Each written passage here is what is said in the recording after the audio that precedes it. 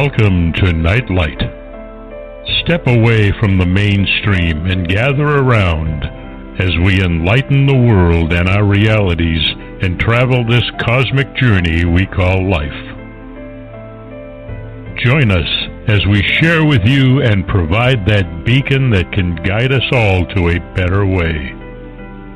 Explore with us as we examine a metaphysical montage of spiritual insights, covering everything from the mundane to the magical, UFOs to unicorns, and everything in between. This is a time of awakening, of sharing and evolving, of spreading our wings and soaring on the cosmic breath of creation.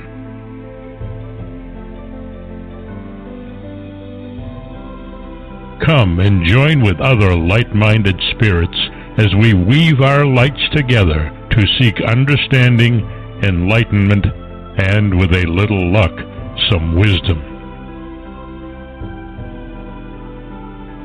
This is Nightlight, a reminder that you are never alone. And now, here is your host, the lovely, delightful, insightful, and all-around great gal, Ms. Barbara DeLong.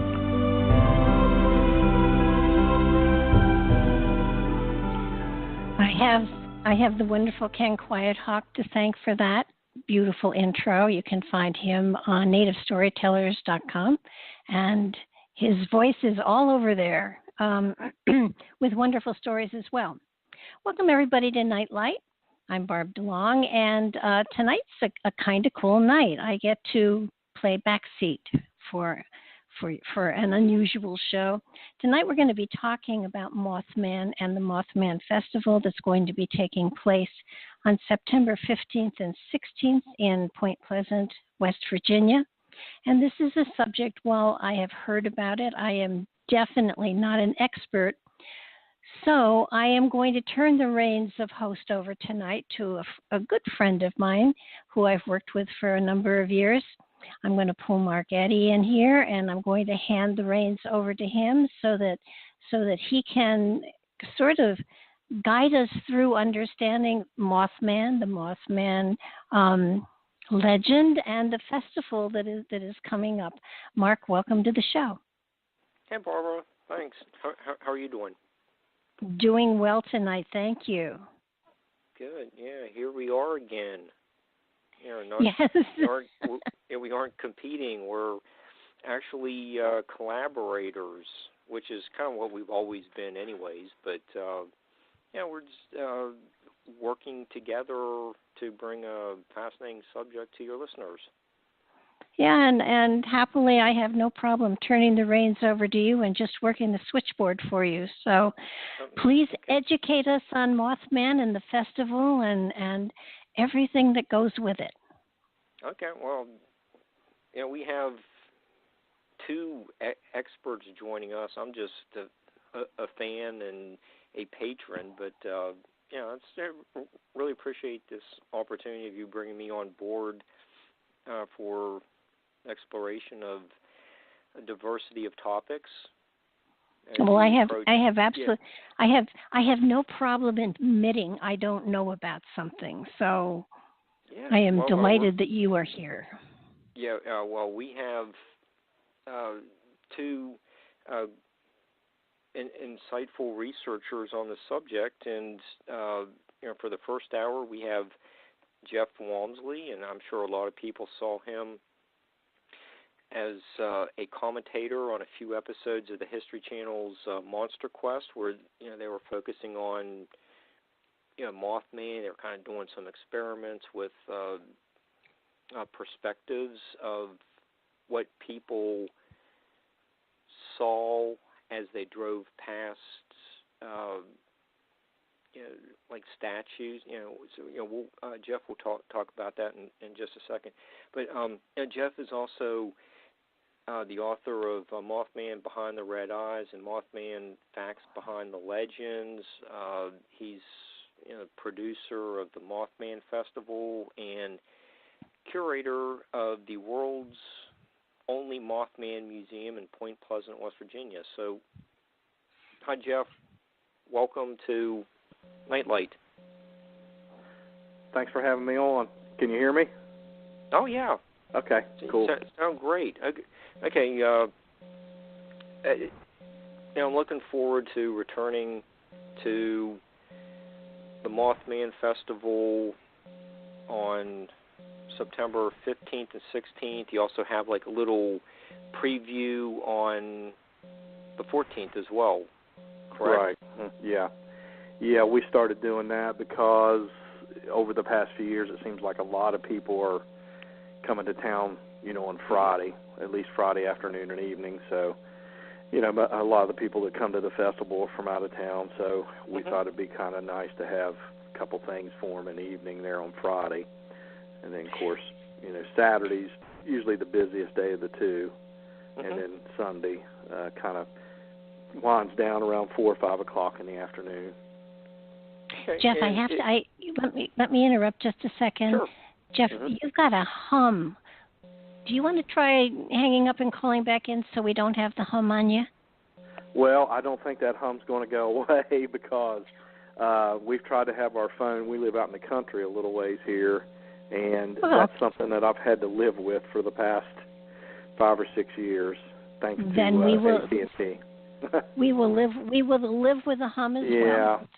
Yeah, and I hear it. I'm used to it, so it's the dastardly men in black trying to interfere with the show.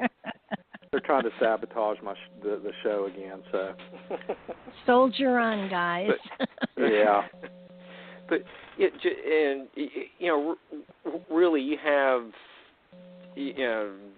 downtown pretty much blocked off, and you have food vendors, games for the little ones, other activities for the teenagers. The lineup of speakers you have is really terrific. All of them would appeal to just about any any age group. So it's really a whole family event. Like all the stores are open downtown as well. Yeah, the initial when we started the festival back in 2003, 2004, I can't remember what year it was, but the initial thought for that festival was to get people to come down to Main Street, kind of shop in the local stores and things like that, which is that's still the main focus. It's just that there's so many people that come to the festival. We've had to block off about 5 blocks downtown, which is a good thing. The biggest issue is usually the parking, and the traffic can kind of get pretty gnarly there on Saturday especially. But the festival grows a little bit each year. We try to add new things and things that appeal to a little bit of everybody's taste. Like you said, a lot of diverse type food vendors we bring in. It's not just the hamburgers and fries. We got all kinds of different types of food and guest speakers. We try to mix it up a little bit of history, a little bit of paranormal stuff, Mothman stuff, UFOs, Men in Black, that kind of stuff. And then, of course, we have live bands that play both days on the riverfront stage. Again, we mix it up a little bit. It can be anything from classic rock to bluegrass to country, So we try to have a little bit of something for everybody. Okay, and the Mothman Museum is open, probably has extended hours. Yeah, and of course the Mothman Museum is not a huge museum, so it gets a little packed too. So, but we try to stay open a little bit later, especially on Saturday. We're open year round every day, except for holidays and stuff like that. So, but that's a main attraction, for the downtown area. Of course, the Mothman statue sits right beside the museum. And I was just going to say, after you tour the museum, get shirts, and you can just walk next door and stand in the little island and get your photo taken with a steel that famous statue. The steel statue of Mothman. Now that's called Gun Park, is what that's called. Okay, and that's a little historical park there. Of course, the Mothman statue's been up there since 2003, I think. And but yeah, that's a big attraction. Like I said, the Riverfront Park. But we have some really cool vendors too. That bring all kinds of Mothman-related stuff, and it's it's turned into a pretty good thing for the vendors too. Because they can show off their talents and their merchandise. Well, you do have a lot of local artists selling their prints and paintings of different poses of Mothman and different settings as well. And it's not really all local. I mean, there are some local people there, but there's people that come from all over the country, really, just to be the vendor in the vendor areas and stuff. What we do like to, show off the local vendors and local bands and stuff like that, just to kind of promote them a little bit, since they are from the Point Pleasant area and stuff. But a lot of people come from all over the country, all over the world, really. I mean, it just depends on what country. Okay, and so when in between speakers, if they want to go through the Mothman Museum, they're going to see some interesting collections of John Keels' actual typed letters to some of the people in the community. You have props from the Mothman Prophecies movie. So what else are people going to see when they stop in at the museum? Well, like you said, we've got a lot of rare archives. A lot of those came from some of the original witnesses, like Linda Scarberry, original police reports, costumes, a lot of movie props, newspaper archives, a lot of Silver Bridge disaster archives, UFOs, Men in Black, some documentaries and stuff will be playing in there. The gift shop is in the front area, So it's kind of almost like a museum/research center in a way, because, a lot of people will go in and read a lot of those newspaper archives or watch the documentaries and things like that, And then some people just come in and look through and then leave, but, I mean, it just depends. Some people are a little more into it than maybe somebody just passing by or whatever. But, we try to have, a lot of stuff that you're just not normally going to see anywhere else, What, I was really impressed with, you actually had, the typed letters that John sent. You have his coat that he wore. Are there some artifacts, letters that you know of that you're trying to get a hold of? What else is out there that you don't have at the museum? Well, like you mentioned, there's still a lot of John Keel stuff that is in other parts of the country and things like that. And a lot of the ones that we have, the typed letters and stuff, were all sent to those witnesses, those original witnesses and stuff. And I still have more that we haven't displayed yet. We just haven't had the room to display them and stuff. So, I know that Doug Skinner, I don't know if you've heard of him or not, but he still has a lot of those archives that John Keel had because he was friends with John Keel, and if you go to like johnkeel.com, a lot of that stuff is on there. Some of those letters were sent to witnesses. Some were sent to Mary Hire, who was the local writer for the newspaper. Mm-hmm. So I'm sure that somebody out there's got some pretty rare stuff, and it'll pop up every now and then. I'll get people to bring things into the museum, and that's how we get some of the stuff too. But I'm always looking for some pretty cool rare stuff. Are you managing the museum by yourself, or do you have a board of directors? Pretty much, it's a museum that I created. I've got employees. I teach graphic design full time. At the local technical center, Career Tech Center. So that's what I do. Full time.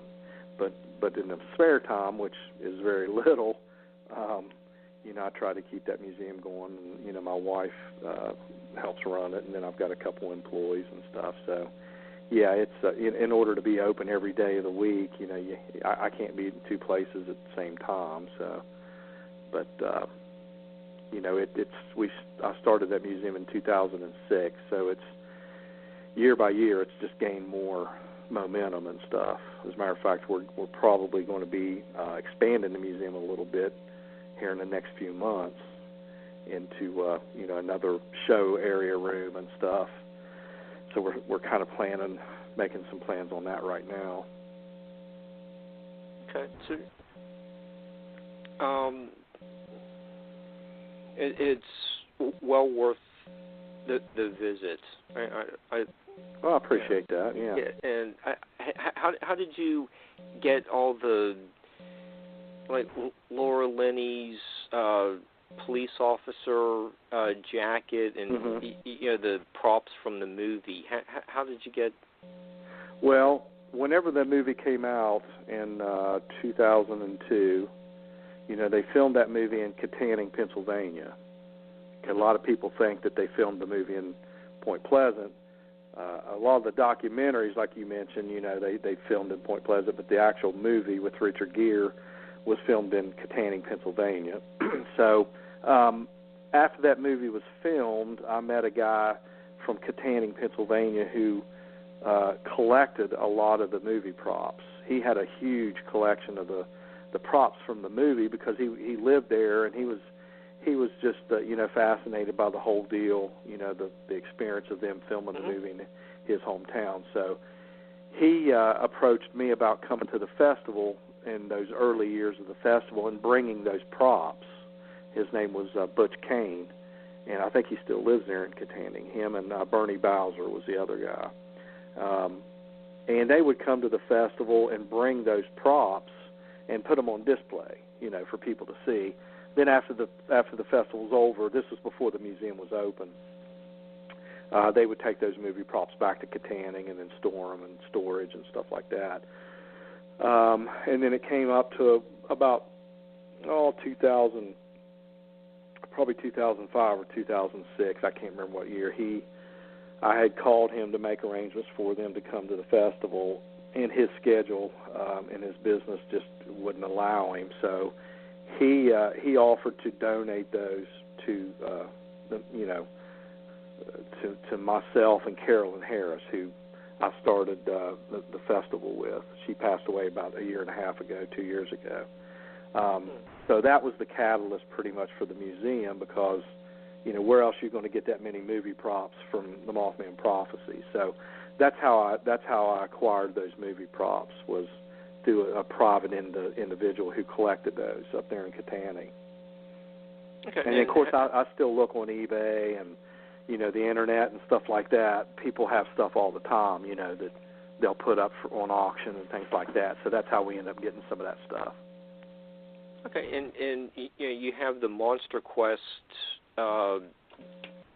props as well, and like I said at the beginning, like they were used to gauge how people's perspectives of sizes changed as they drove past. Can you explain what you have on display there in the gift shop.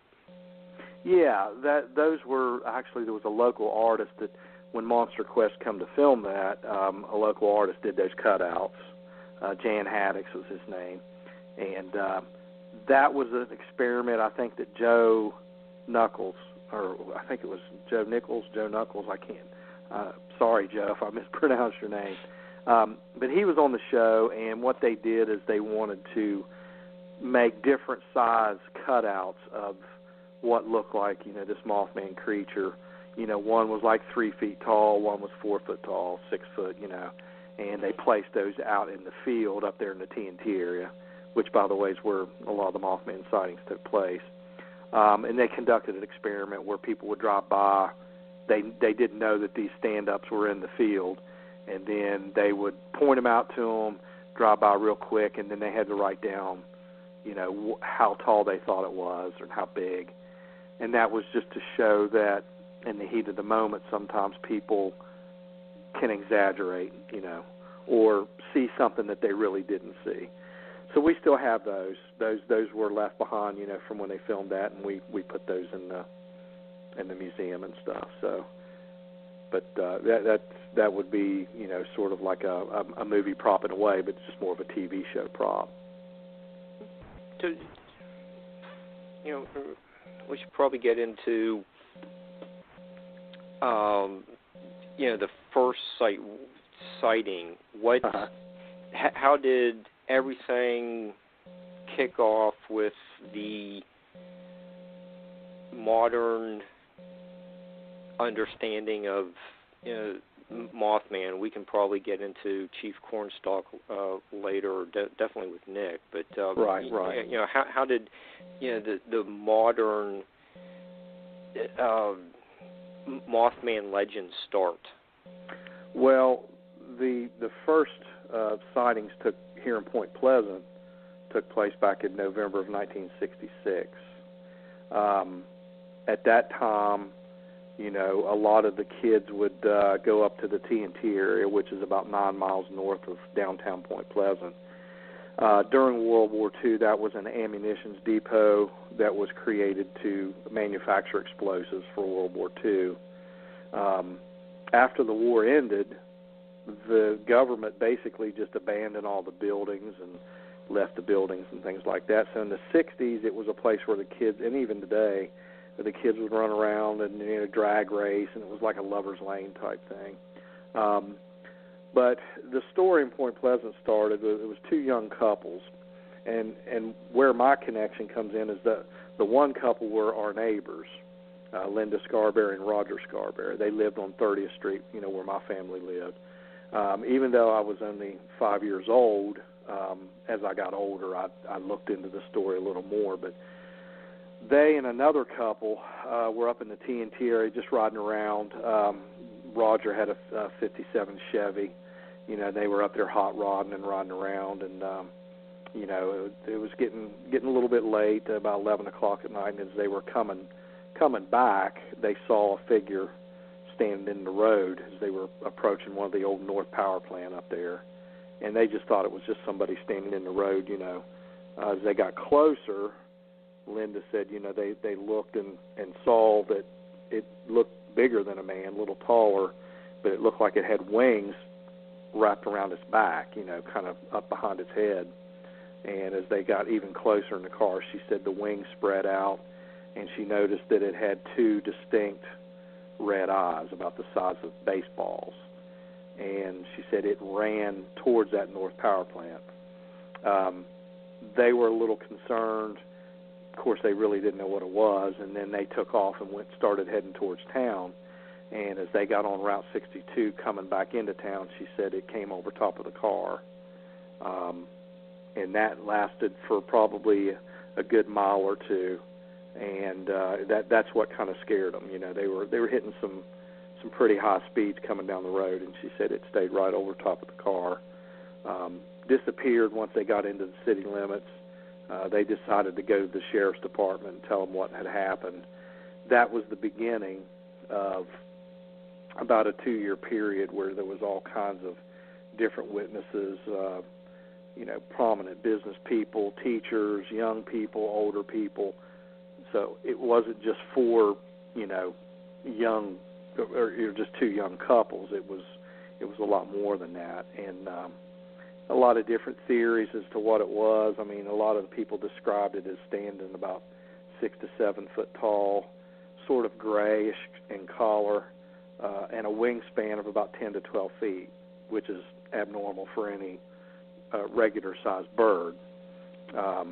Some people thought it was just a big sandhill crane or some sort of a bird, maybe that got mutated by some of the waste up there in the TNT area. So it was kind of a perfect scenario for, a monster up there in the TNT area. Over 100 reported sightings within a year and a half. Now, that's reported sightings, so there's always my theory that there were a lot of people who didn't report anything to the authorities because people just were afraid of being called crazy, Right.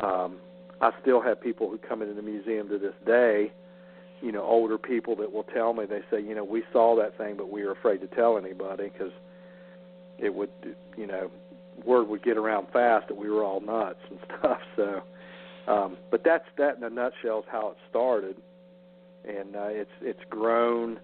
John Keels' book, he came to town to investigate all this stuff, and he collaborated with the witnesses and some of the local newspaper people, and then, of course, his book, The Mothman Prophecies, came out, 1975, and that kind of opened the floodgates for the Mothman story. And then, of course, the movie, the documentaries, the TV shows, the festival, and all that. So it's turned into basically a worldwide phenomenon. Yeah, Jeff, is you just covered the TNT area, and you also mentioned the power plant. Is there some kind of connection where the Mothman could have been living at the TNT place, or doing something at the power plant? Why is he associated with these two almost like energy type areas? Well, at the time in the 1960s, there was no active operations going on there, with the military or anything. But, yeah, people thought whatever it was, if it was some sort of a gigantic bird or creature or whatever, that this was a perfect environment for it because, those abandoned buildings, the North Power Plant was about 3 stories tall, and it was all concrete catwalks inside because it was a factory building, It wasn't an office building. It was a factory building, and it was huge, and people were seeing it on top of that building, inside of the building, and around the building. But, there were sightings in other places, though. There was even sightings across the river, in Gallipolis and Canalga and places like that. There were people seeing stuff in different areas of the tri-state area, but Point Pleasant kind of became the hub, for most of the sightings and stuff. But whenever I said North Power Plant, what I meant by that is that during World War II, that plant generated the power to all the buildings and the operational facilities and stuff up there. But that's what people thought. I mean, they thought, well, this thing, and even the locals just named it the Big Bird, and that building up there, they called it the Birdhouse. So when I was younger, you hear people say, yeah, up there at the Birdhouse, and they were talking about that big North Power Plant building in the TNT area. Okay, and back to the festival again. Mm-hmm. There are going to be. It's probably going to be more convenient to go on the bus tours to take you out to the TNT place. Is that right? Well, if you're not real familiar with it, the bus tours have a nice advantage because, number one, they're air conditioned, You don't have to worry about getting lost. You know, you got somebody driving you up there, and we got a couple tour guides that will take you into the bunkers and let you look around and things like that. And then, you know, maybe later go back on a different time by yourself or whatever. The actual bus tours go to the igloos area. The North Power Plant was torn down in the early 90s. The state of West Virginia owned that property, and they came in and tore down a lot of those buildings and stuff. But you know, you can still go to the same spot where those sightings took place. And the TNT area is about 3,000 acres. I mean, it's a huge area, and it kind of serves as a wildlife preserve now and a bird sanctuary and all that kind of stuff. So there's no, like I said, no operational military things going on up there right now. But during the 60s, what happened was they contaminate a lot of the ground up there, and it's no secret that it was and it still is an EPA cleanup site. You know, that area up there. So that kind of brings in the theory of mutated animals or birds and things like that too. So, right. Okay, that's reasonable. Yeah. And that just kind of leads me in another aspect of Mason County, West Virginia. Is it's really a beautiful county. Yeah. You know, little rolling hills. Yeah. But it's actually very isolated. Interstate really isn't even close to the area, and even on the Ohio side, there's not an interstate all that close. Well, 35. Yeah, that's about it. But it's just really you have to take kind of more like a lot of the back roads to get there. It's not very well, or it's sparsely populated. Yeah, it really hasn't changed a whole lot since the 60s, you know. Well, like almost like 1860s. It's just very agricultural. Really nice people. It's have Point Pleasant's kind of like a little, like a Mayberry type thing. Yeah, a riverside, town.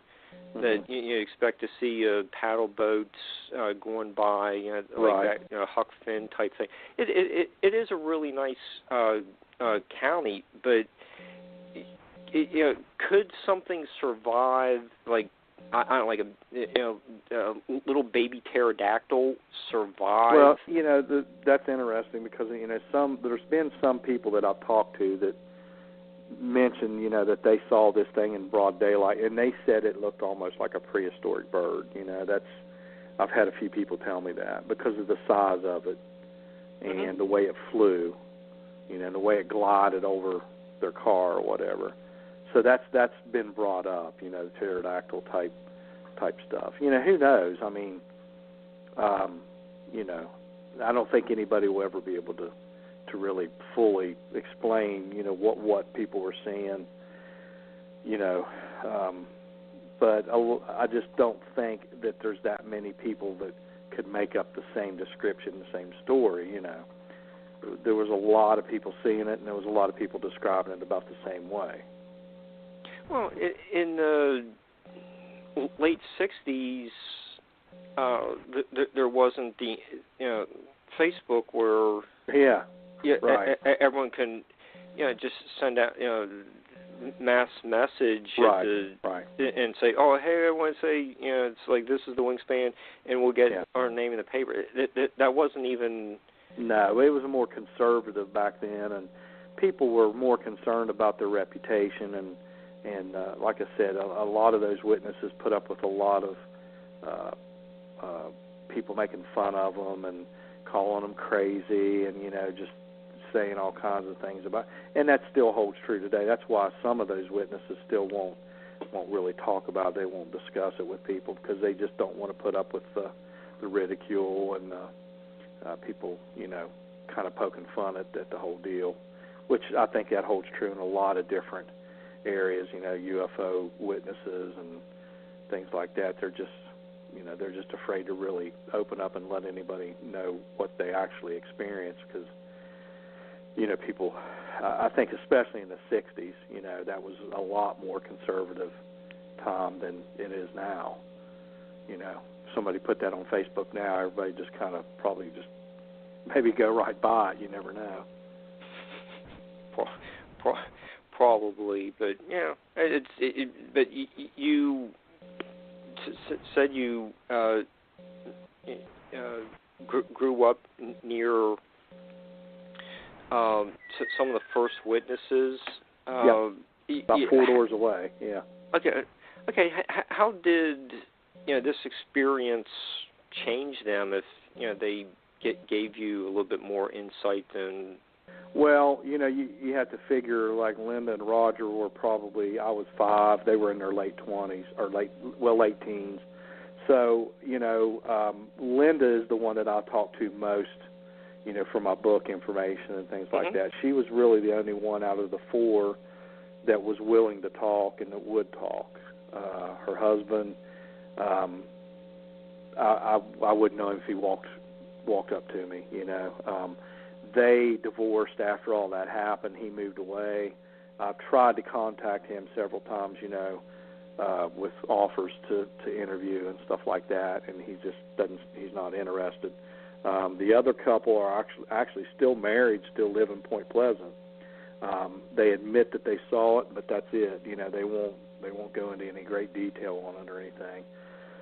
So, I know Linda personally, she put up with a lot of ridicule and, suffered a lot of emotional stress over the whole thing, It, definitely changed her, because of all the attention she got from it and stuff. So she passed away probably, 4 or 5 years ago. And, she used to come to the festival and, meet with people and things like that. She was pretty open about it. She didn't enjoy talking about it or anything, but she was always pretty open about it. Okay. And she also noted in your Mothman, The Facts Behind the Legend, that she thought she had at least a few sightings, and she thought the Mothman was telepathic. Yeah, she claimed that after all that happened that she'd seen it numerous times. Now I don't know if she meant that in her mind or physically seeing it, but she always thought that the thing never went away. That it was still around. She was pretty paranoid about things, but she did talk about that. She thought that whatever it was always watching them, and she just felt like she was never truly going to get away from the whole experience of it. I think that might have been what she meant by that in that interview. Okay. And what did you think of John Keels' portrait of a small town? He moved there for an extended period of time to talk with the locals and develop this book. I mean, right. It was very similar to Dickens's portrayal of London. Yeah. Well, he was from New York City, so he was a big city writer, but he actually lived there on 30th Street with Linda's family for a while, just 4 doors away from our house. And because he told me that, before he passed away, I had the chance to meet and talk with him several times, and he said it just got too expensive for him to keep driving back from New York to Point Pleasant, because he said every time I get back to New York, they would either call or send me a telegram or whatever, no emails and no cell phones, And he said that they would tell him, hey, we saw it again, you need to get back down here. So in order to kind of help on his expenses and everything, Linda's family kind of took him in and let him live there. I think he lived in the basement of their house. And then, of course, there was a few hotels that he frequented here in the area too. But yeah, he would hold roundtable discussions there at their house with some of the local neighbor people and some of the witnesses and stuff. So that was a big deal at that time. Is that house still standing? It is. It's still standing, and of course, it's went through probably 2 or 3 different owners since all that happened. I drive by there. My mother still lives there on 30th Street, and every time I go by that house, I always think to myself, that's got some history behind it and stuff. The people that live in it now probably have no clue, that the men in black were hanging around that house a lot back in those days, and John Keel frequented that house and stuff like that. So that's where Linda's parents lived, and then after they passed away, then the house was sold to somebody else. Okay, Barbara, do you want to jump in with any of your insights? Well, I'm just fascinated with the fact that it was just really a short period of time, a couple of years, and then it sort of went away.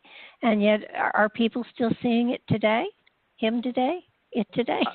Well, yeah, there's people that claim to see it all over the world. Now that's kind of hard to validate that stuff. If you're not there. But of course, the movie kind of pushed the fact that people were seeing something flying around before 9/11 and Chernobyl and places like that. Again, the Mothman Prophecies book kind of and the movie itself too kind of pushed that. Every time something bad happens. For example, when the Silver Bridge collapsed here in 1967, people thought that may have had been connected to, these Mothman sightings and stuff. John Keel always thought that there was some sort of a connection. Other people just thought, well, it's just bad timing, It's just a coincidence that it all happened at the same time. Wasn't the feeling, though, sort of that the Mothman was trying to warn them that something was coming? Well, yeah. Some people thought it was more, instead of a harbinger of doom, it was something to say, hey, something bad's going to happen. I don't talk to a lot of people that, in local people that really go that way with it. They just, a lot of the locals and stuff just think, well, it was some kind of a big bird or whatever up there flying around, or some kind of creature or whatever. But whenever I talk to people about like the bridge disaster and stuff, the bridge was 40 years old. Yeah. And it collapsed pretty much because it was just in ill repair and in bad shape. But again, was the movie. Was there a higher incidence of UFO sightings before that or after that? I mean, that you probably can before. kind of. There was a lot of UFO activity here in the mid '60s, and of course when everywhere, John Keel was actually. yeah, that's true. And whenever the tri-state area, West Virginia, Kentucky, and Ohio, it seemed like there was a big concentration of those. And then John Keel was also here. He was interested in that aspect of things too. He thought somehow the UFOs, the Mothman, the Men in Black, the bridge disaster, all that stuff kind of played into one big story, because it all happened within 2 years, pretty much. Yeah, I kind of feel sometimes that the incidences like this, people play up the fear aspect before they even start to try to figure out, what could the purpose of this be? I mean, fear sells, I understand that, but I mean... Yeah, well, nobody was ever really physically harmed by what this was, People ask that a lot. Has anybody ever attacked or physically harmed? And I've never talked to anybody.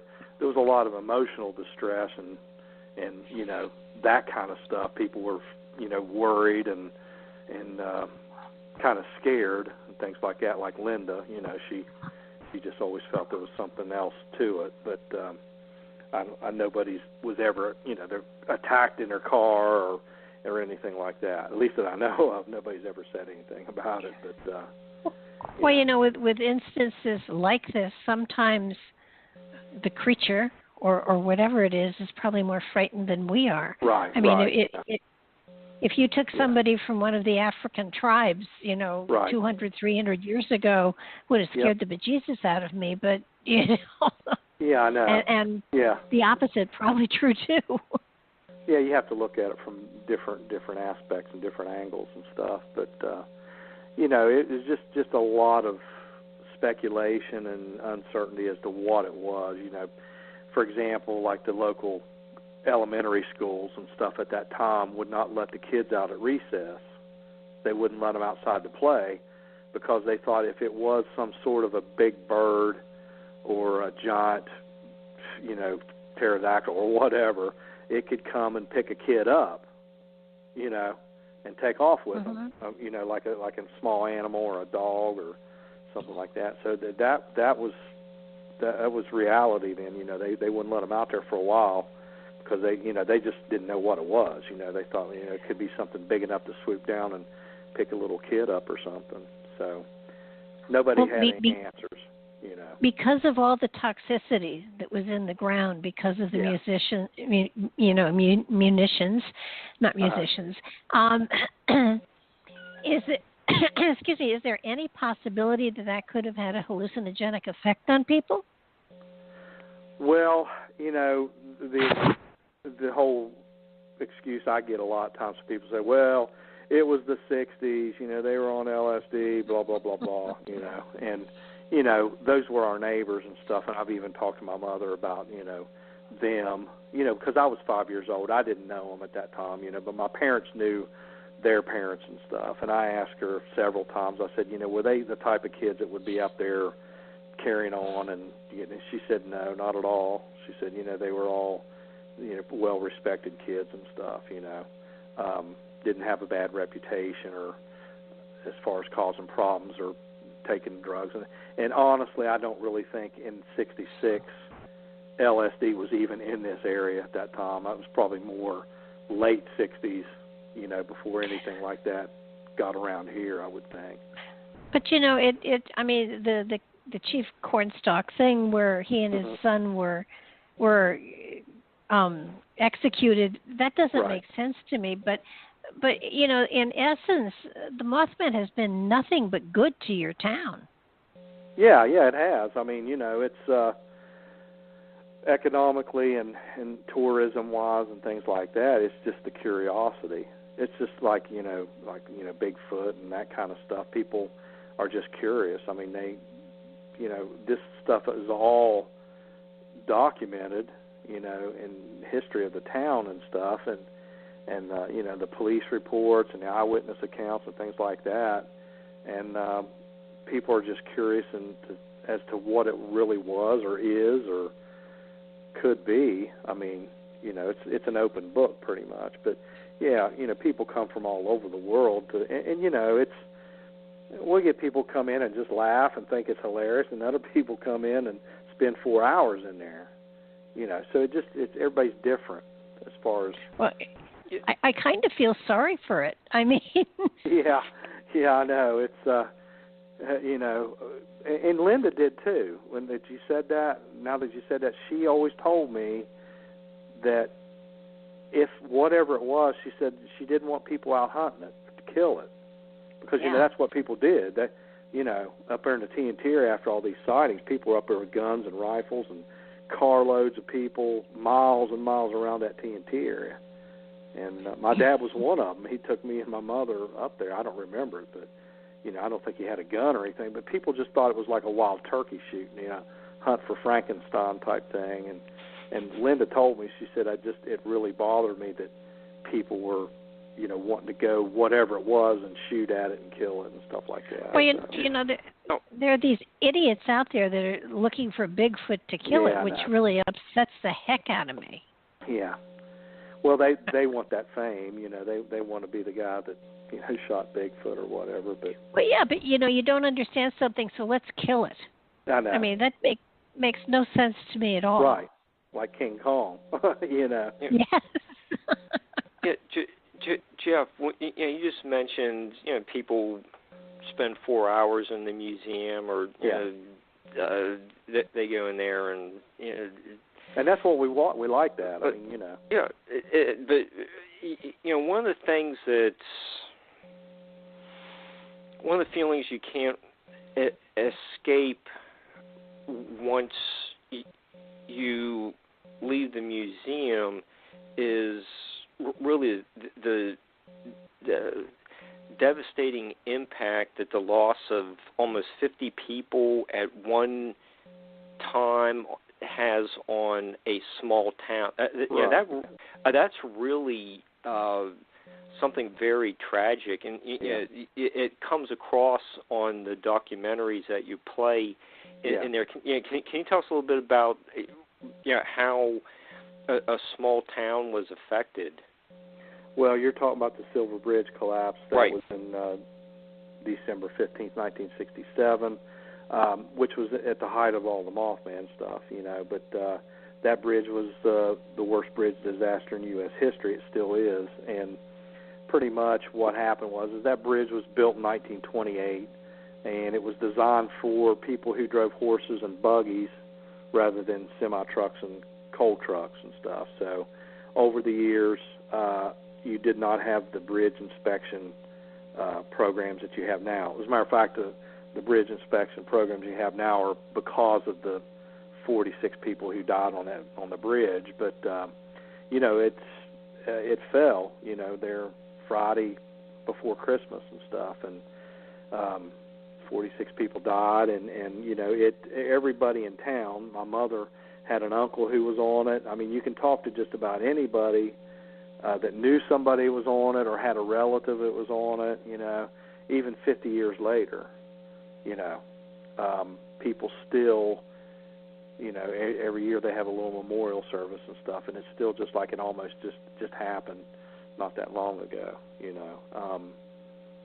it was just a bad thing for the town, but in a way, it's part of the history of the town. The people that come in the museum can see some of the stuff. My dad collected all that, archived it and everything, 8mm home movies of the bridge rescue effort. My cousin was on the fire department. He took home movies out there on the boats while they were rescuing people and stuff. And, it's just something like, you're just watching the old footage of some of the documentaries on TV. I mean, it was real and it happened, and there's still people affected by it. Carolyn Harris, the lady that I started the festival with, and she had a little diner down the street. Her 4-year-old son and her husband at the time were both on the bridge when it fell. So wow, you can imagine how she felt. But that was something she didn't talk about a lot. But everybody knew that when the bridge fell, she had direct family members on it. So, but yeah, you can talk to anybody. You can come to Point Pleasant, walk down the street, stop somebody, and say, what can you tell me about the Silver Bridge? And they all know about it.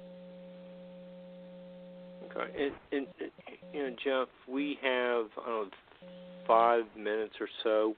Mm-hmm. Are there? Do you want to plug the museum and festival websites? Yeah, that's fine. I was going to make a quick mention too. Nick is on next, right? Yes. Yeah, he'll be at the festival. Mm-hmm. He's a guest speaker at the festival on Saturday, and he's been there several times, and people really like it whenever he comes back to speak and kind of hangs out and talks to people and stuff. So they like that. So, but yeah, the MothmanFestival.com, MothmanMuseum.com. We have a new Mothman app. It's a free app that you can get in the App Store. It's available for regular phones and iPhones both, and that has sections on it about the festival, the museum, and the history. People may not know anything about the Mothman. You can get on there and learn a little bit about it too. Of course, we have all the Facebook stuff.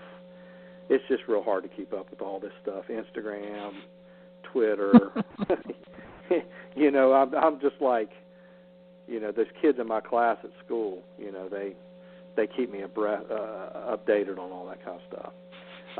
There's also, I don't know if you've heard or not, but Bethesda Gaming is putting a game out called Fallout 76. Comes out in November.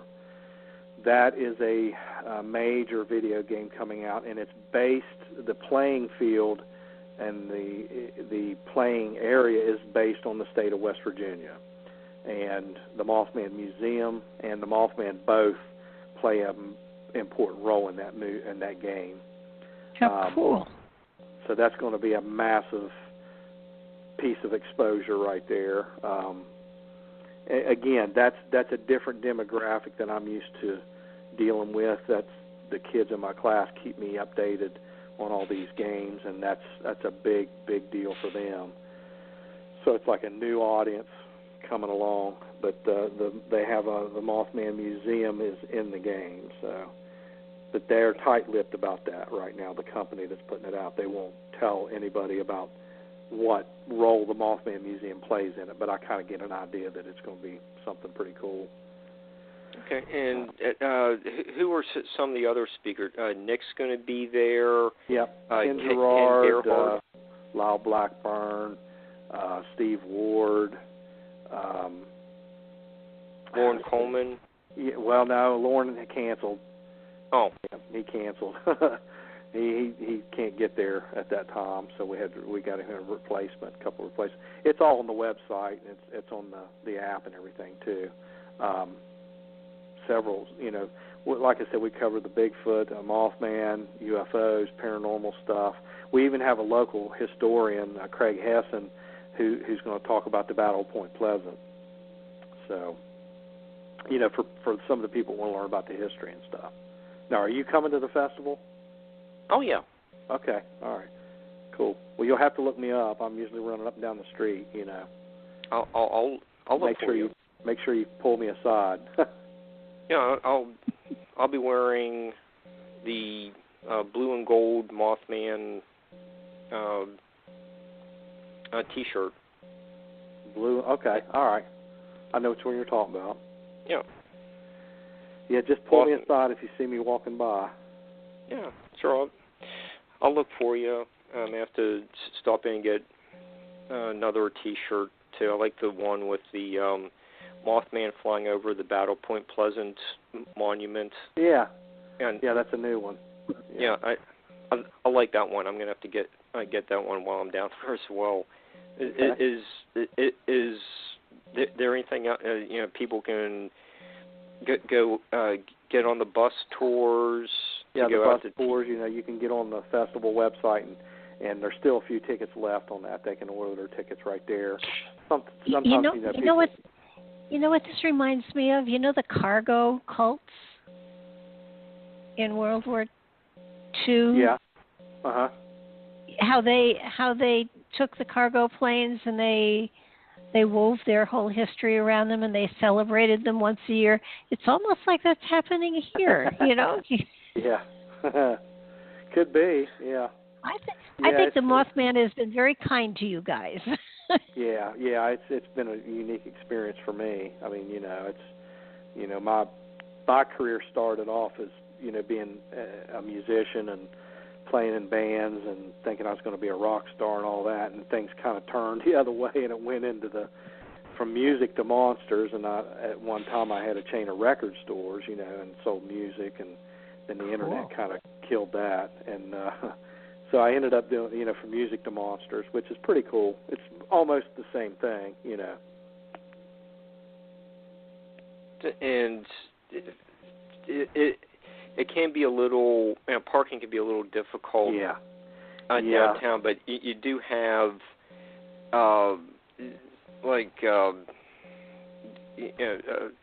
shuttle buses from some... out there to Crowdell Park, yeah.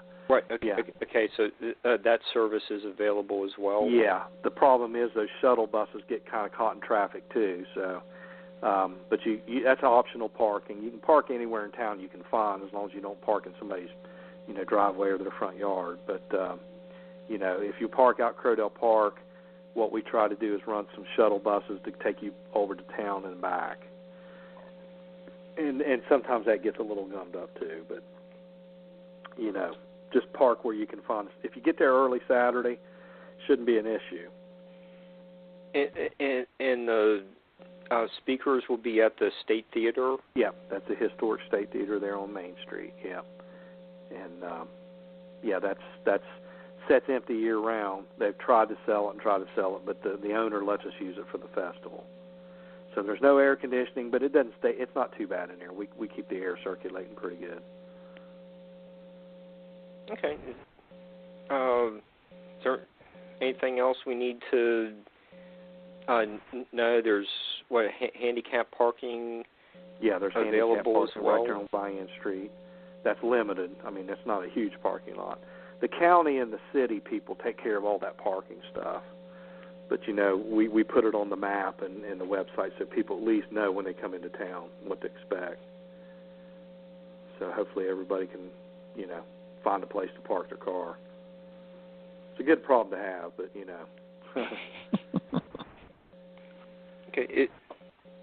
Okay. All right. And Nick just called in. Jeff, do you want to hang on for a minute and talk to Nick? Or okay. Well, I'll let you go ahead and talk to Nick. I'll be talking to him this week, but I appreciate you having me on the show and stuff. Oh, I'm sure he's got some interesting stuff to talk about too. Oh yeah, we'll get Nick going here in just a second. But I'll look for you in a couple weeks. That's September 15th and 16th. Okay. At Point Pleasant, West Virginia. Yeah. We'll see you there. All right. Yeah. I'll be there. Okay. Thanks, Jeff. Okay. Thanks for having me on. Oh, you're welcome, and we'll talk in a couple weeks. Okay. Thanks a lot. Thank you. All right, Barbara. We need to bring Nick on. He's on. Okay. Hi, Nick. How you doing? Hey, look, I'm good, thanks. Good. Yeah, and if the audience, just caught Nick's voice. You probably heard him a lot of times on Ancient Aliens, and he's going to be speaking Saturday the 15th at the State Theater. And our guest is Nick Redfern, author of all kinds of books on UFOs and the Black-Eyed Kids, Men in Black, Women in Black. You're just prolific author, maestro, the mysterious. So, welcome, Nick. Glad you're with us. Well, thanks, guys. Jeff just told us, you're making another appearance at the Mothman Festival. What does it mean to you to be a return speaker to such a prestigious festival? Well, I'm always pleased to come back and always pleased to get the invite. Because it's pretty much like a unique event. I mean, if you think about it, probably other than the yearly festival in Roswell, most events on the paranormal are sort of regular conferences, where you'll get 300 or 400 people turn up and, in a hotel or a lecture room, that kind of thing. But the Mothman Festival, I think, is cool because it's completely different to any other kind of paranormal events where you have not just speakers, but, it's like it's a family weekend. It's kind of like a state fair, but on a huge stage.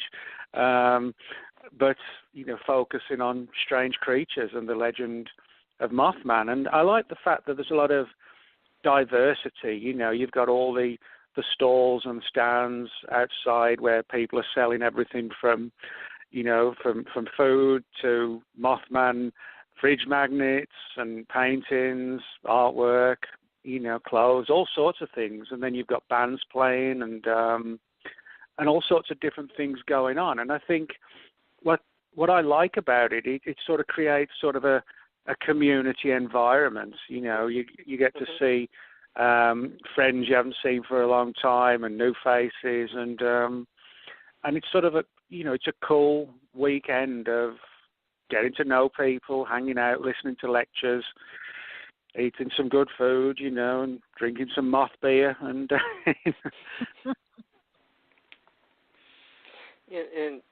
and Nick,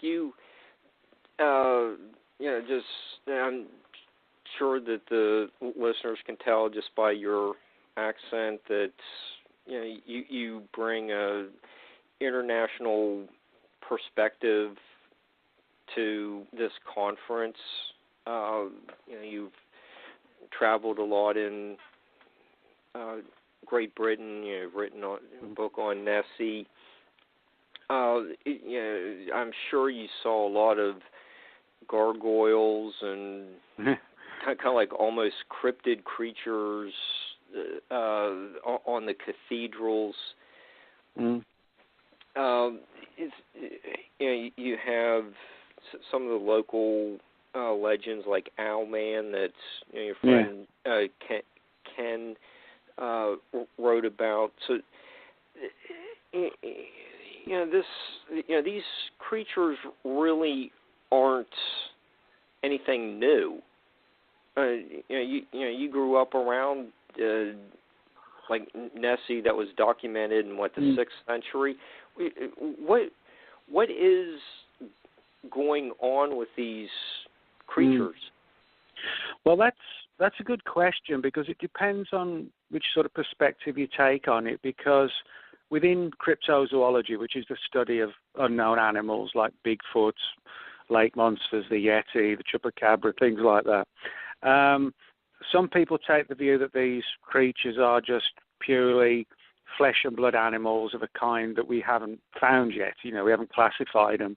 But then on the other hand, you have people who, like me, think that there's something more weirder about a lot of these strange creatures. They're elusive to the point of almost impossibility, and there are cases of like Bigfoot vanishing in a flash of light, and people having weird experiences at Loch Ness that have nothing to do with the Loch Ness Monster, but sightings of UFOs and Men in Black encounters at the Loch. So I'm sort of one of these people who think that, yes, these creatures like Mothman are real, but I don't think they're just unknown animals. I think they sort of fall far more into sort of like a paranormal category.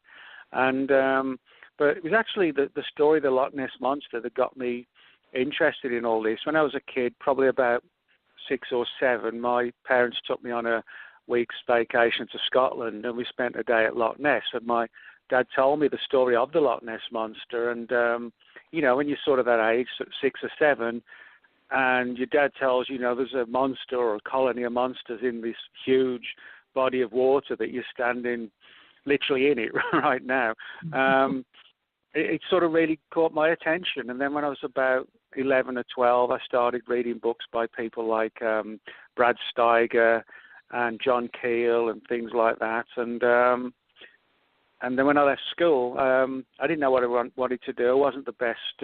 I wasn't the best student, to put it diplomatically. Didn't know what I wanted to do. I just knew I didn't want to work in a job I hated doing and having to wear a shirt and a tie and a jacket, which isn't me.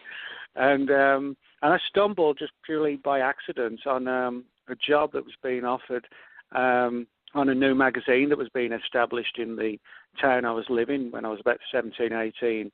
And it was kind of like, like entertainment magazine, what's on for bands playing and, different things going on in the area and interviews with visiting bands, that kind of thing. And, I enjoyed it. It didn't feel like a real job. And I did that for about 2 years. And then I thought, well, why not try and combine the background I developed in journalism with the paranormal, but sort of take a journalistic approach to investigating weird stuff. So that's sort of what got me involved in all this, really. And you know, since you are just, you know, you go out and talk with eyewitnesses or you know, the townsfolk, what you know, like, what's your view of the credibility of these people who may be coming to you, or you know, getting them to open up? You know, are they or some believable? Well, yeah. I mean, I think particularly when you meet people in person and interview them, you become sort of a good judge of character. You know, when you sat opposite someone, you're talking about their experience, and sometimes like a really traumatic experience they might have had, and you see the sort of look of fear on their face and the stress, and you know, you can tell after doing, you know, more than a few interviews that you become a good judge of character, and I think for that reason, more than anything else, you get to really understand what is at the heart of the experience and how it changed the person and perhaps traumatized some people or excited others, you know. And so when you're able to speak to people in person, you know, all of that comes tumbling out. And I think, you know, my experience has been that, you know, I don't think there's anybody in this field who hasn't at least once or twice been hoaxed, you know, by somebody who just wants to mess around with you, you know, and wasting time. But I honestly think the vast majority of all the people I've spoken to, you know, are just normal, genuine, earnest and honest people who want an answer to what it was they saw or experienced. And that's what I try and do, is sort of, you know, if they got questions, if I can help them, provide answers and so on, you know, I'll be happy to do that. Or if they want advice, you know, what they should do in case they get sort of repeat experiences, as some witnesses do.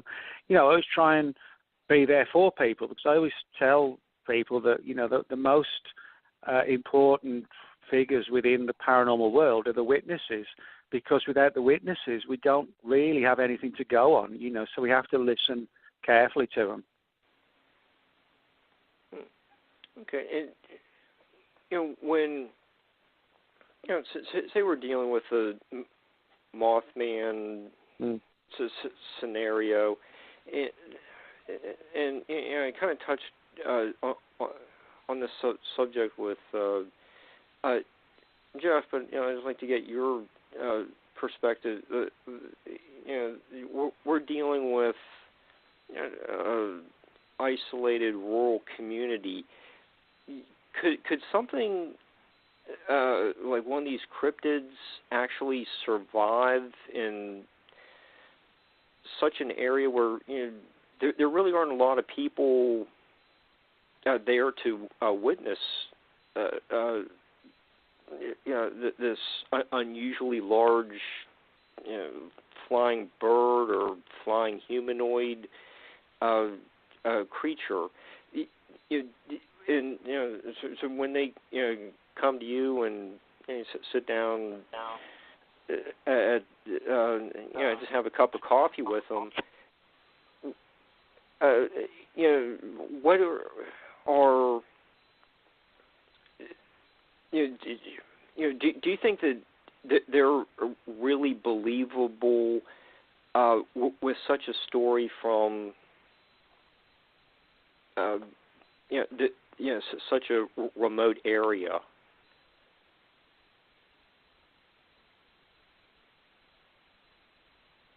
Was that question for Jeff? No, it was for you. It was like, what, you know, do you think that it's you know, this is entirely you know, very plausible animal that has survived from you know, long ago, and you know, the witnesses are presenting a very accurate depiction of something that they saw. Well, yeah, I mean, I think the important thing from my own perspective is I'm not entirely sure that animal is the right term to use. I don't sort of shy away from the fact that I do believe there is sort of a supernatural component to a lot of these creatures. And certainly, if you look at the Mothman, if it was just sort of a winged, unknown animal that popped up out the blue and there was nothing else going on, then, yeah, I could sort of accept that, something weird just flew over Point Pleasant for a while and terrorized the people. But on the other hand, you in the same area and in the same time frame, you had a lot of UFO activity. The creepy men in black were running around town. And then, of course, it all culminated with the collapse of the Silver Bridge.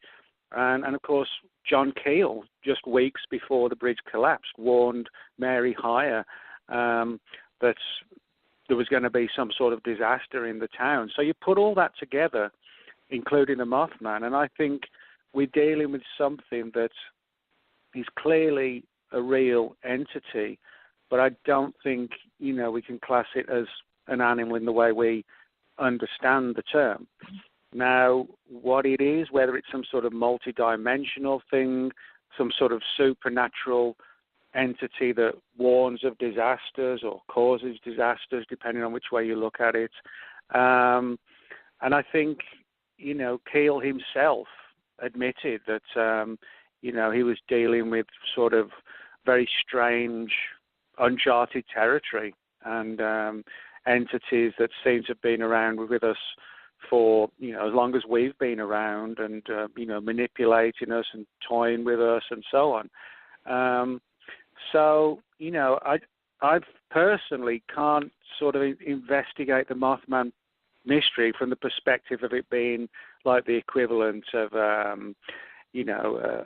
an unknown type of, a lion in the African jungle, a new offshoot has just been found. I'm not able to investigate it like that because I don't think the Mothman kind of relates to, normality.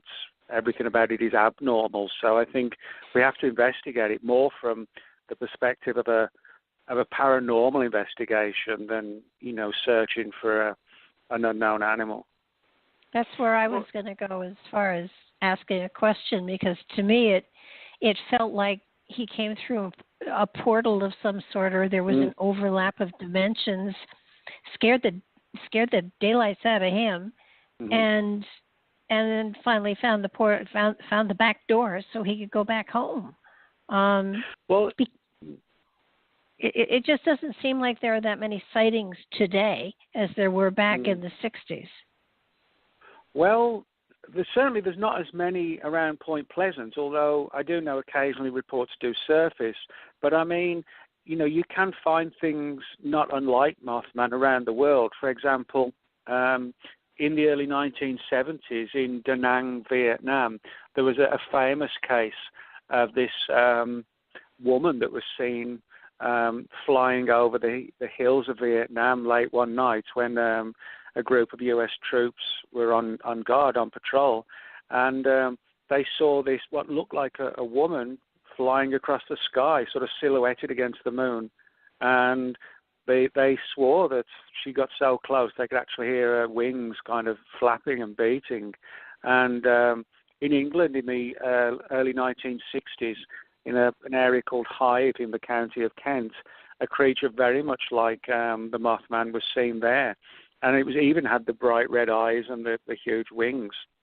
And if you go back to 1953, in Houston, Texas, there was a story of what became known as the Houston Batman, which was briefly covered in the local newspapers, and that was just kind of like the Mothman. So you can find these kind of entities all around the world and throughout history. And I think, the one country calls it Mothman, another one calls it Owlman, somebody calls it the Houston Batman, someone calls it a gargoyle. Basically very similar phenomena, Go ahead, Mark. I'm sorry. Oh, I was just going to say, do you think that there's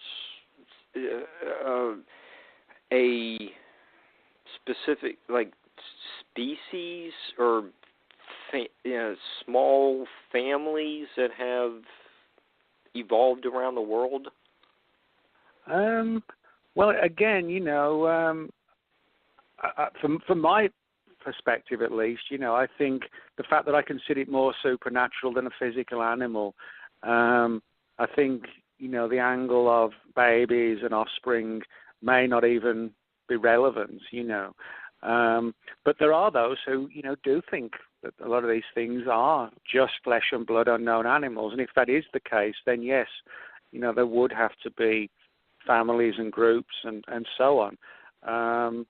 I guess the big problem I have with classifying a lot of these things as just unknown animals is the fact that they're always completely elusive. That there's certain categories of strange creatures which are always 100% elusive. That's like the weird flying humanoids, lake monsters, Bigfoot type creatures, excuse me, and things like that. And we never ever catch them ever, and reports of Bigfoot have been made from all across the United States, thousands and thousands of reports. And, if it was the size of a squirrel, I could understand why we've never got one. But we're talking about animals that are sort of 7 to 8 feet tall, in a country as advanced and as civilized and as populated as the US. And we can't even catch even one 8-foot-tall giant ape. They never get hit by cars. They never get shot. But I wouldn't want people to think I'm skeptical. I'm not. I'm just saying that I think Bigfoot isn't just an unknown North American ape. There are a lot of stories of Bigfoot sort of vanishing in the flash of a light, where people have seen strange lights flitting around the creatures, lots of weird stuff like this. So I think a lot of these creatures, similar to Mothman, that appear at first glance to be flesh and blood animals, are something much weirder. I think look at it from the perspective of, an explorer going out to catch an animal. I just don't think you're going to be able to do that with Mothman because it's, it sort of almost defies reality and physics, And in the first hour with Jeff, we did talk about Linda, one of the witnesses, it felt like there was telepathy associated with Mothman. Maybe that's a little bit more supporting evidence for what you're saying, that maybe he's an interdimensional character. It seems like it just doesn't have normal human animal type feelings. It has like little supernatural type traits. Oh yeah, there's no doubt about that in my mind. I mean, just the fact that the sort of bright red reflecting, almost glowing eyes, and the fact that the first sighting, which was in a nearby town, Clendenin, I think it was called. The first sighting of all places was in a cemetery, and and in no time after there was the Mothman, or the Mothman wave began, you had the Men in Black in town, and we're not talking about Men in Black who looked like Will Smith and Tommy Lee Jones. They were sort of like creepy, pale, sometimes small guys, sometimes very tall and skinny. And they didn't really even look human. Their faces kind of looked like plastic and like a mannequin. And, you put all that together and combine that with the tragedy of the bridge disaster and dozens of people killed, and this sort of spectre of the Mothman looming over Point Pleasant, then, yeah, I think, we can make a good case that this is sort of more a supernatural entity. And the fact that these things do have this kind of here 1 minute or here 1 second, gone the next second angle to them does make me think that we possibly are dealing with things that in their normal state exist in a totally different reality to ours, but they're able to enter our world and leave it for their own and then go back to their own dimension or realm, whatever you want to call it.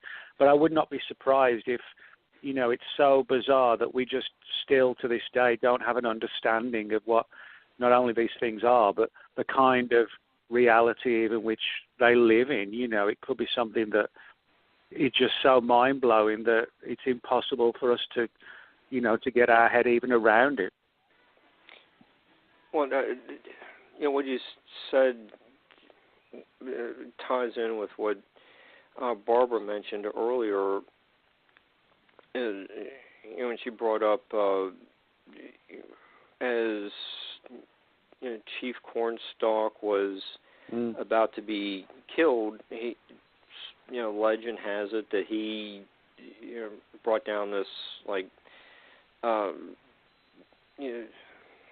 curse. It was almost like a. It seemed to have to be based. If this is true, it had to be based on something farther back in the past. This, is a curse, some kind of, like calling something out of another dimension to haunt an area. Is that some kind of tie-in with what Barbara said? Well, yeah. I mean, the whole Chief Cornstalk, angle. That's interesting from the perspective of sort of like a curse type situation, and then at some point it sort of triggers and you have the disaster.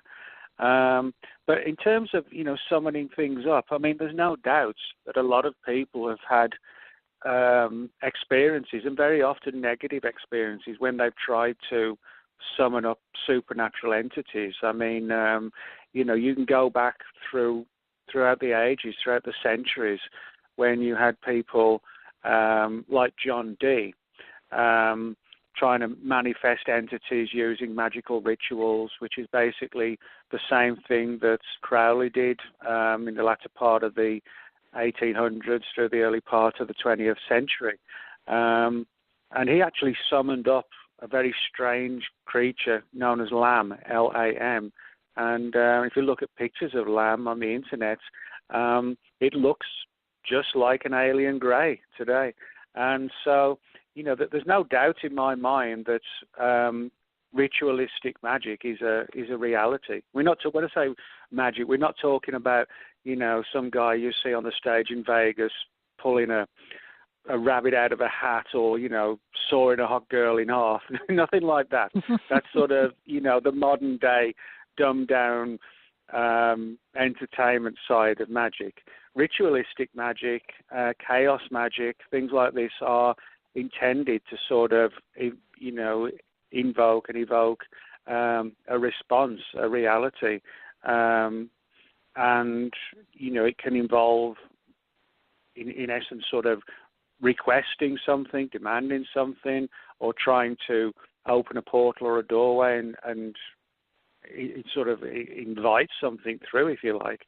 But I always say to people, in many of these cases and these sort of ritualistic magical rites, you very often find that it all turns badly for the summoner, for the conjurer, so to speak. And opening the doorways and the portals is very easy. It's not that easy to close the doors when the things come through.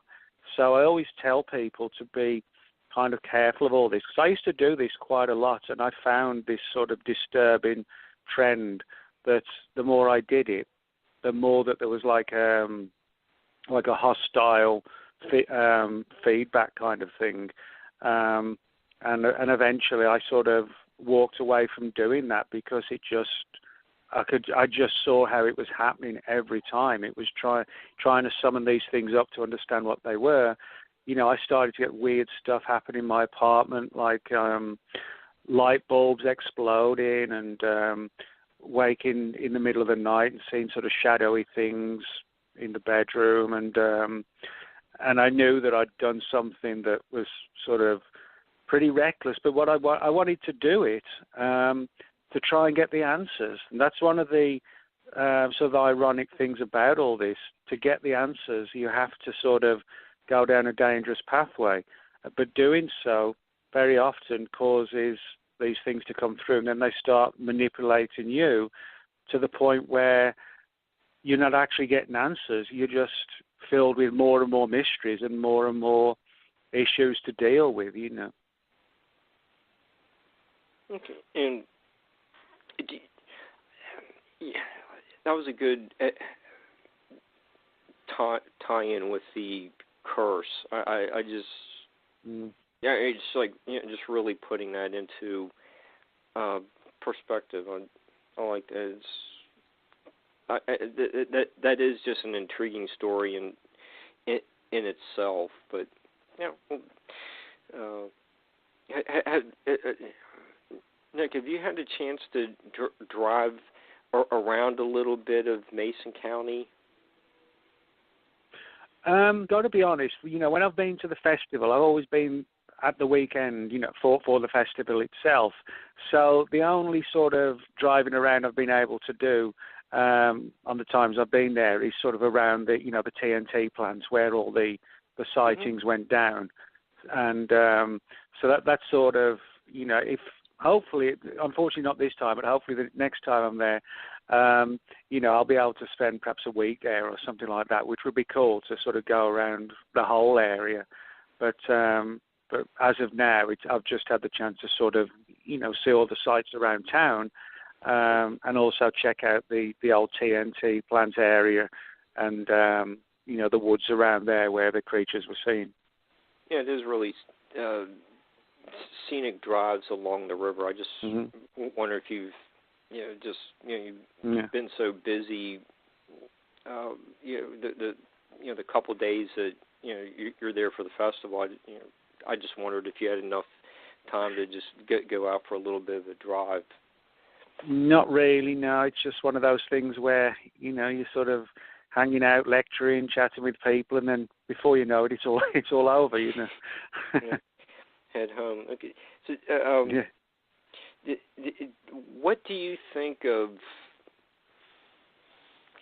all of the Mothman stories could be an owl or the sandhill crane? Is there any possibility, the inevitable weather balloon from, you know, some other official? What, you know, do you think we can rule out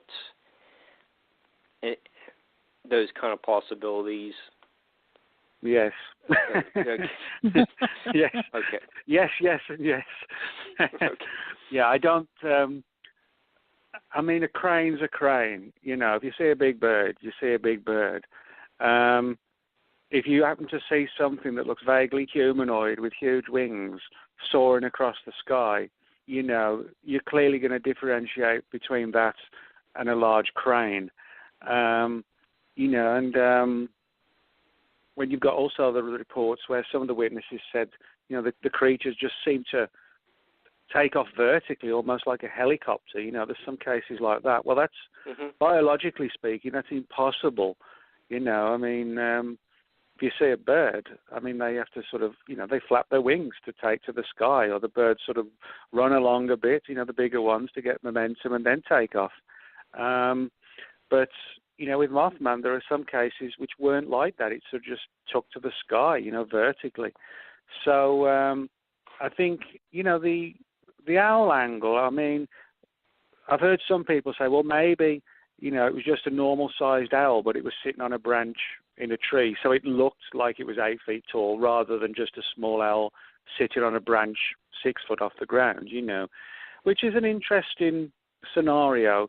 But the fact is, you know, if people are mistaking owls all over Point Pleasant, why aren't they mistaking owls for something huge all across the world or across the United States? Why is it people only mistaking owls in places like Point Pleasant? So, to me, you know, the owl angle, you know, the crane angle, things like this, people using hang gliders or whatever, we can just sort of put it out in the garbage. What would you call it in England? The rubbish.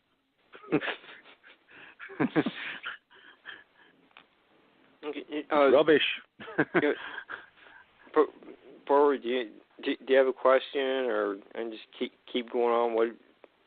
Well, I'm fascinated by the I'm fascinated by the element of, I think that there's something definitely very metaphysical or paranormal here. And I mean, I understand, and I think what they're doing with the town and having the festival is fabulous, because in many ways it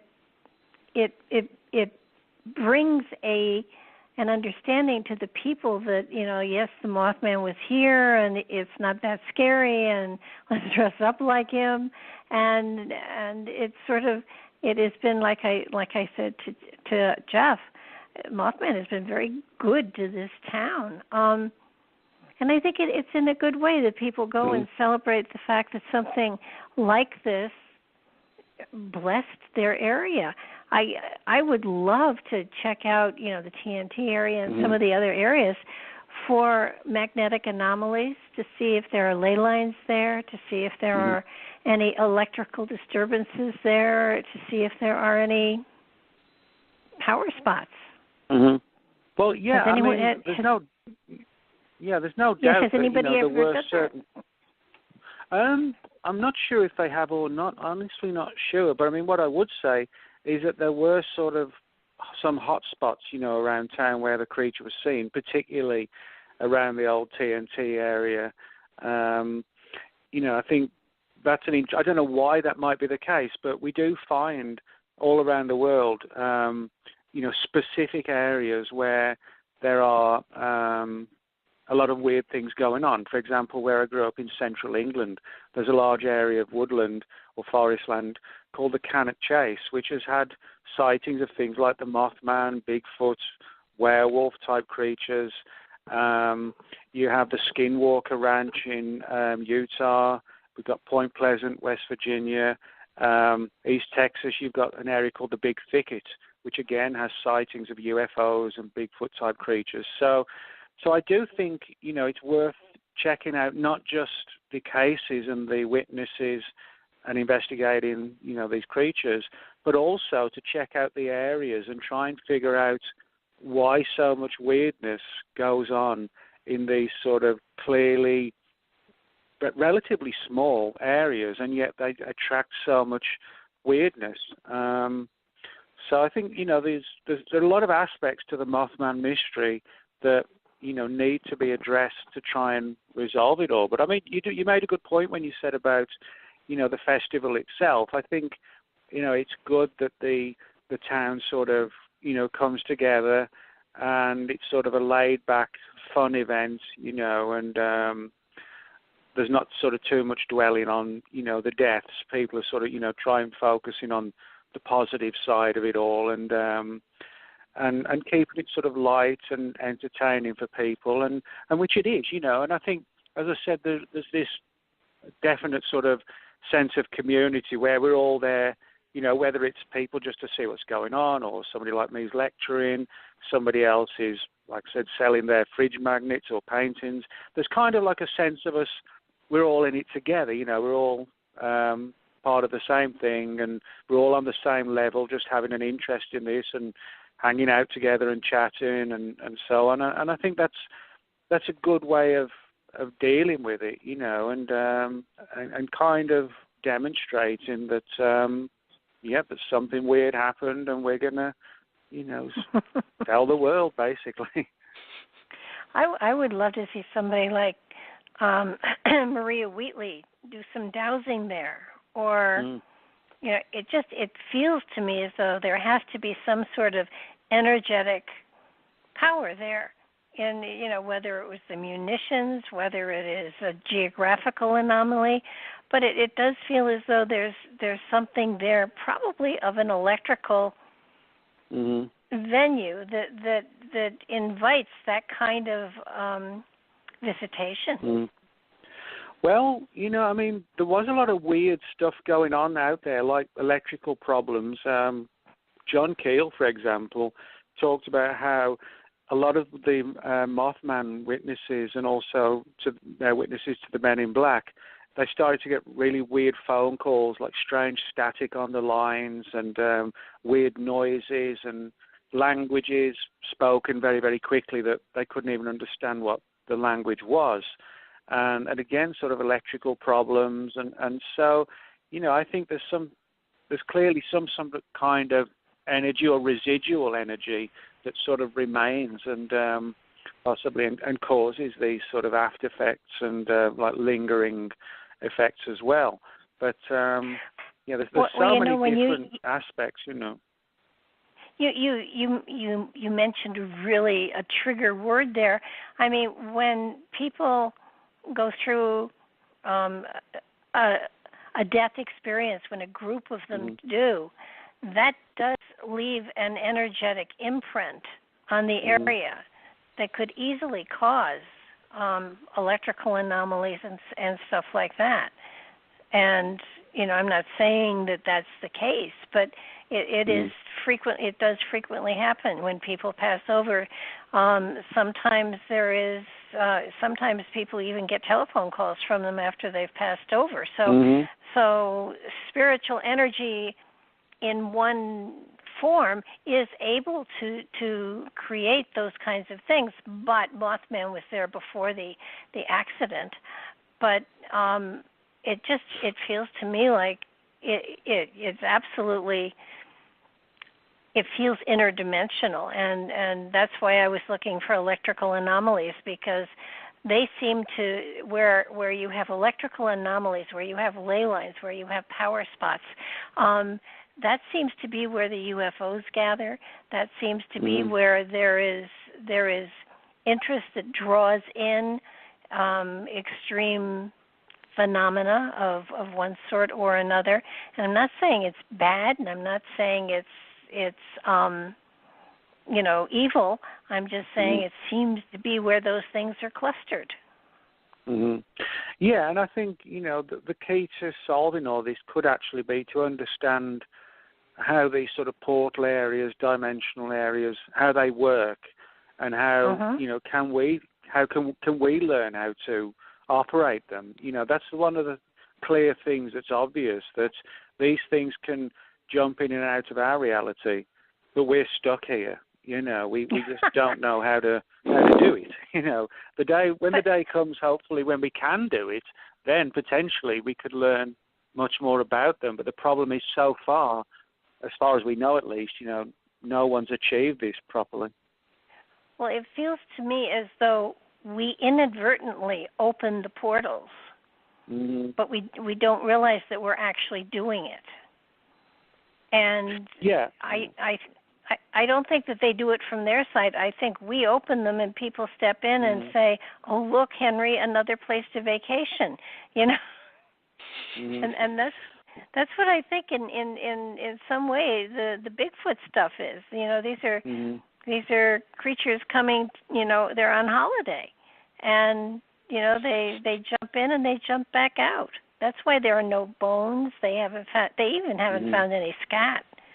So, there's very little evidence that they exist, except that people have seen them, and they do exist. Yeah, and I think you made a good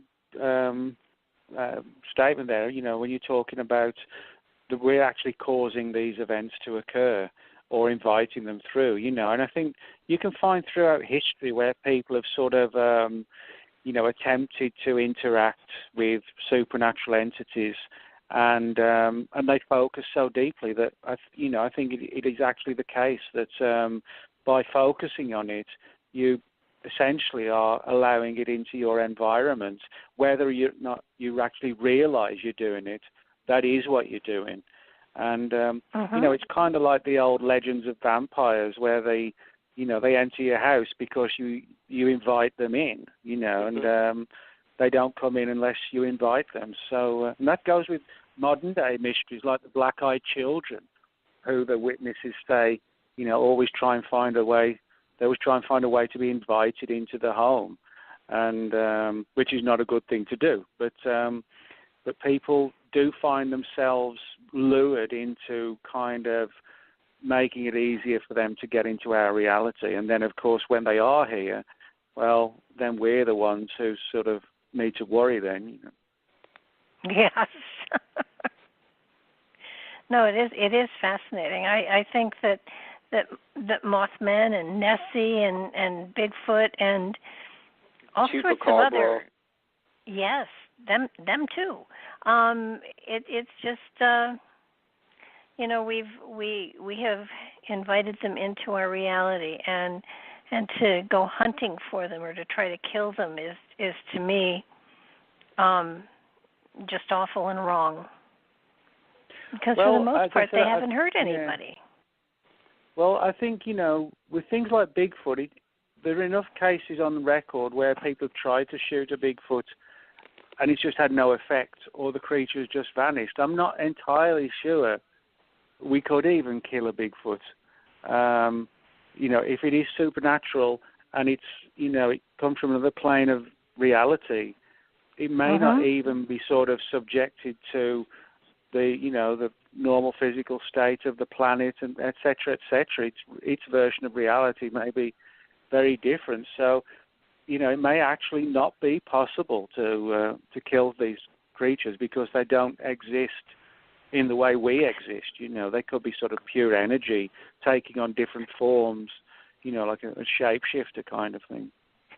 Could it even be a case of an overlapping of timelines, where you're seeing another timeline that isn't this timeline, and therefore this time doesn't affect them and that timeline doesn't affect us, but we see it?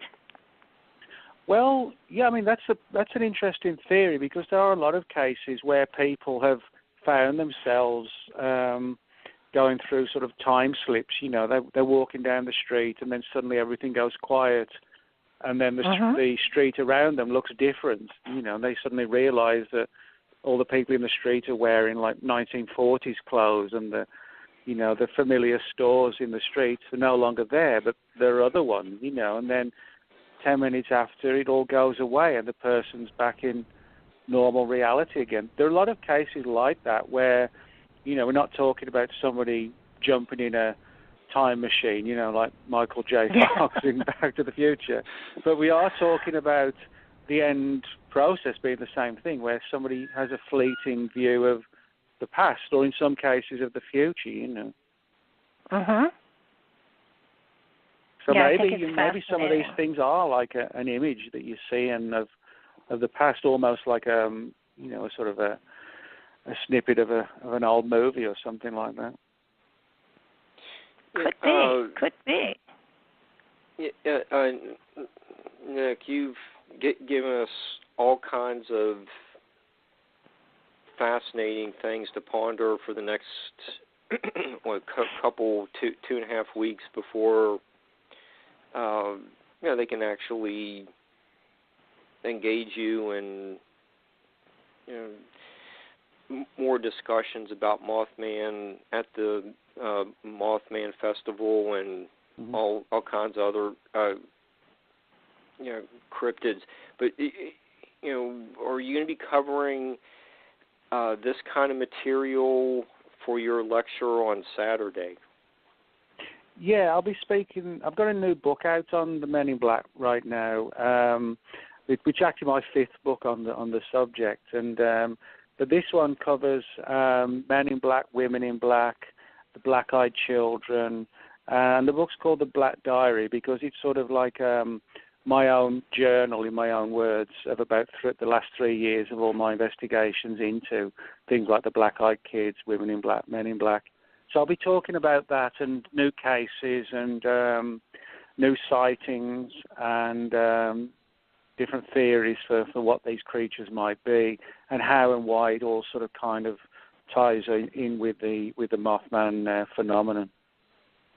It is interesting that, you know, it's, you know, there's, you know, the Mothman shows up and all of a sudden the Men in Black are like there the next day. It's just in Jeff's book, and you know, Linda Scarberry talks about that she thought that there was a connection. Mm-hmm. So your lecture is going to be focusing on very similar material as what like the sudden appearance of them, the UFOs. Linda thought that they were trying to distract the people from what's really going on. What are some other views that you found from the in your case studies? Well, yeah, I mean, I think one of the most important things to note, and which I'll be mentioning in the lecture, is, when the Men in Black turned up in Point Pleasant, they weren't, like I said earlier, like Will Smith and Tommy Lee Jones. They clearly were not agents of some sort of secret group in the government. They didn't even look fully human. Some of them are very pale skin. Their skin, people said, they couldn't figure out how old the person was or how young they were. They looked sort of weirdly ageless. And there are some reports of them wearing these large wraparound sunglasses, and behind the sunglasses they had these sort of large bulging eyes. So really it's Hollywood that sort of defined the Men in Black as being secret agents of the government. If you speak to the vast majority of the witnesses, they actually talk about something that looks like a cross between a vampire and the Walking Dead. That they look like sort of, they walk jerkily in some cases, and they look sort of pale and sick, and they don't look entirely human. So I think all of this, I'll be speaking about all this in the lecture in terms of the Men in Black presence and what they might be and how they tie in with Mothman, and also looking at new cases. People don't realize there's a lot of very up-to-date cases of the Men in Black, and even to this day they're still described as wearing like the old-style black suits and black fedoras, and it's almost like they're frozen in time and haven't sort of even an understanding of how to sort of infiltrate, if you like, our reality. They just stand out because they just look so and act so weird, Okay, and you're going to be coming up with your buddy Ken. Yeah, there's me, Ken, and a friend of ours, Shelley Montana. Shelley does a lot of Bigfoot research, and so she's coming up, so there'll be the three of us. And then on the way back, Lyle Blackburn, who's speaking, Lyle's going to be coming back with us, because we all live pretty much close to each other, so we're going to be able to take turns driving and take turns sleeping, and because it is like it's about an 18 or 19 hour drive, something like that. So. But if people want to have a good understanding about Mothman, more of the flying humanoid topics, they can get Encounters with Flying Humanoids by Ken Gerhard. I just want to give him a plug too. You've had some recent books on the Chupacabra, Nessie. So you've written extensively on cryptids as well. So people can find your books online. Well, you're probably going to have those copies of to extend the cryptid studies that they are at the festival, and people can have you autograph them. So you're going to have all that kind of stuff there as well, right? Yeah, I'll be as I said, I'll be talking on the Black Diary books. I'll have copies of that. I'll also have my Chupacabra book and the Nessie book and several other ones as well. And so, I like to sort of keep it fresh, where people they can sort of learn a bit of everything really through the lecture. And yeah, in Ken's book, if people want to learn more about Mothman and flying humanoids in general, Ken's book, Encounters with Flying Humanoids, is probably the best book out there to get, because it covers not just recent things like Mothman. It goes way back into like ancient Greece and Rome with things like the harpies and the gargoyles, and covers just about everything, and I'm not sure what Ken's talking about this year, but he always gives a good visual presentation. So. Yeah, he does, and the Flying Humanoids book has samples from around the world, which it's really a worldwide phenomenon. Mm. So it is. People don't realize that. There's sightings all over the place. Yeah, I just wanted to give Ken a little plug as well. He's an both of you are excellent lecturers and authors. So it's going to be enjoyable seeing you guys again at the festival. Yeah, it should be fun. That's one of the things I like about it. It's sort of laid back and it's fun. You don't want it all to be just very serious, and doom and gloom. You want to entertain people as well as inform them, Oh yeah, and I think everyone has a good time. It's really well managed festival. The speakers Jeff has are top quality, and the vendors are really trying to make a good impression. The restaurants and all that. It's really just a terrific day out, and we're just glad you're coming to our state to talk about maybe what should be the state bird. Yeah, that would be a good idea. I think that's a great idea. Mark, we're getting real close to the end here, and Blog Talk will shut us off. So. Okay. Barbara, how much time do we have? A couple minutes? Is there any? 2 minutes. Okay. Nick, is there anything else? Any websites you want to plug? But I have a blog which I update most days called World of Whatever. If you actually type Nick Redfern into Google, the link to my blog is actually the first one. If people want to contact me, the best way is probably Facebook, and I'm always pleased to chat with people if they got questions about an experience or they want advice on something. I'm always happy to do that. I'm not one of these standoffish types. I'm always happy to. I enjoy hanging out with people at the conferences and afterwards and whatever. So if people want to contact me, that's great. And as far as the books are concerned, you can buy them all on Amazon, and about 60% you can get off the shelves in Barnes and Noble. Okay. Do you have any new bands you've been covering?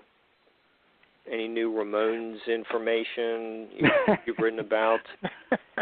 Well, I guess there's not too much new stuff on the Ramones now that they're all gone. But the one band I am looking forward to is Doyle, which is named after Doyle, the guitarist in the Misfits, who's got his own band playing now, and they're coming to Dallas in October, so I'll be going to see them. So that'll be good. Okay, guys, we are done. This is say good night, Lucy time, or not Lucy. Who was it, George? For Gracie. Good night, Gracie time. Well, thank you, Nick, for being a great guest. Thank you, Barbara, for give me a chance to collaborate with you again.